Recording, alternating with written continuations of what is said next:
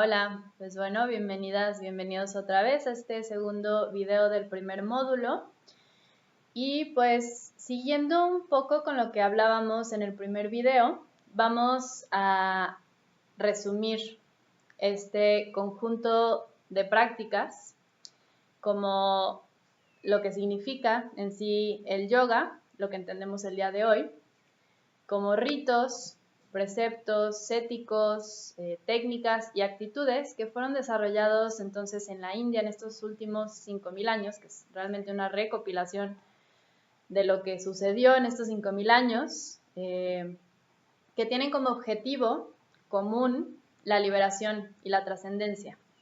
Entonces, aquí no estoy hablando de la unión con Dios o la unión de cuerpo-mente, que fue el tema que hablamos un poco al inicio, porque estoy aquí tratando de poner lo más, digamos, lo que más podrían tener en común todas las distintas ramas y prácticas del yoga, que en realidad sí son prácticas de diferentes formas, pero que tienen en común esta trascendencia, ya sea una trascendencia meramente del cuerpo y del ego o una trascendencia hacia lo divino, ¿no? Que sería muy distinto.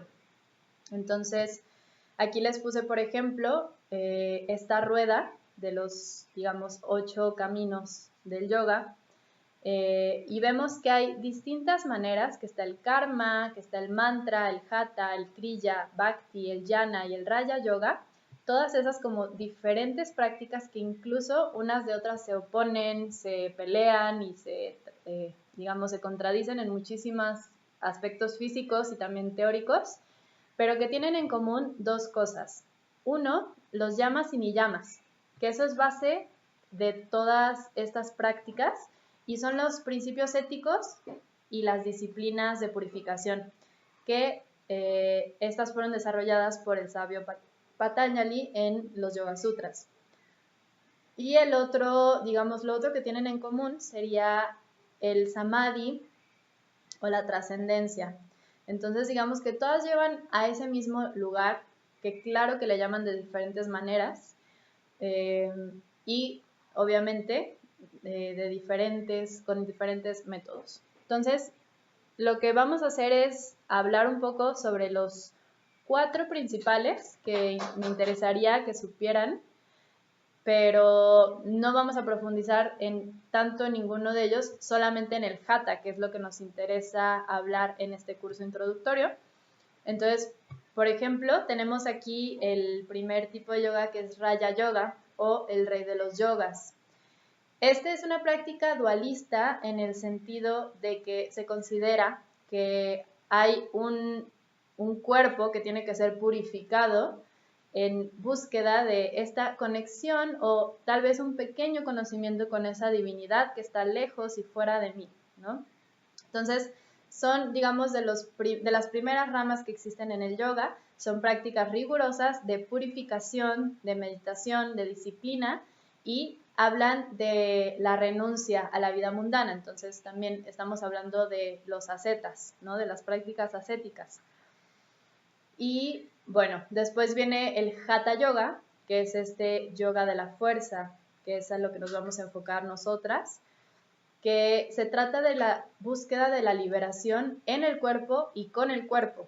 Entonces, aquí tiene muchísima influencia el Tantra en el Hatha, porque habla de encarnar la espiritualidad y de encarnar esta liberación tan aclamada y tan buscada por tantas diferentes tradiciones, pero viviéndola con el cuerpo y mediante el cuerpo. Después tenemos el Jnana Yoga, que es el yoga del conocimiento, y es, digamos, un yoga del discernimiento. Se practica muchísimo la contemplación, la meditación, el estudio de los textos sagrados para poder conocer la realidad mediante ideas, mediante pensamiento, y se puede parecer un poco al Raya Yoga en muchas prácticas. La diferencia es que en el Jnana Yoga hablamos de un yoga no dual, no dualista, en donde realmente esta interiorización, profundizar en el pensamiento nos lleva a reconocer algo que está en nosotros. Y por último tenemos el Bhakti Yoga, que es el yoga de la devoción.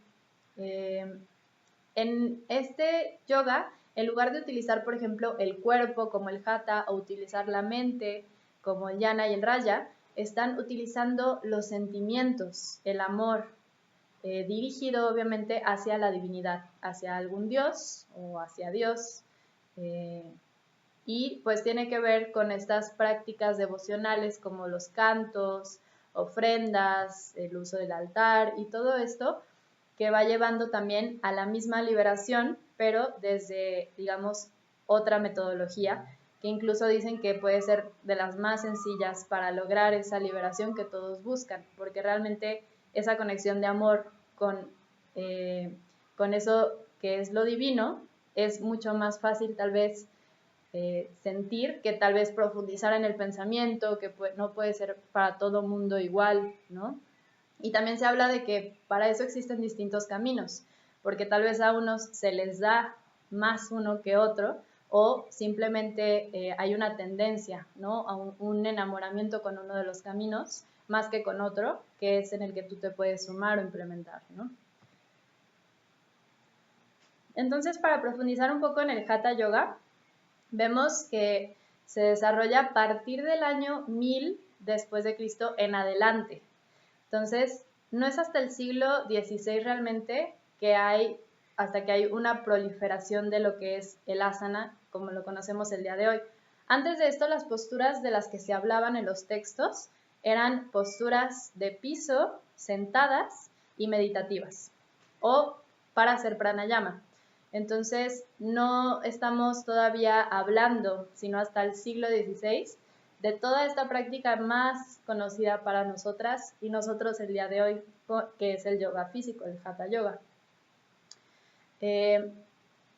Digamos que las asanas en sí son técnicas que se utilizan en el cuerpo que nos ayudan para mover el prana, que lo vamos a ver en el segundo módulo mucho más a detalle, que es la energía, digamos, que podemos mover a través de nuestro cuerpo mediante estas posturas, mediante los sellos, que son los mudras, y mediante la respiración, ¿no? Entonces, es de alguna manera esta utilización de nuestro cuerpo para poder mover esa energía y desplazarla para de alguna manera encontrar una liberación, que recuerden que es uno de los metas principales del yoga, la liberación. Entonces, aquí el Hatha lo que quiere hacer es una liberación primero del cuerpo, antes de irnos tal vez a la liberación espiritual, a la liberación mental, primero en lo más burdo que tenemos, que es nuestro cuerpo físico y que a veces nos tiene tan aprisionadas y aprisionados.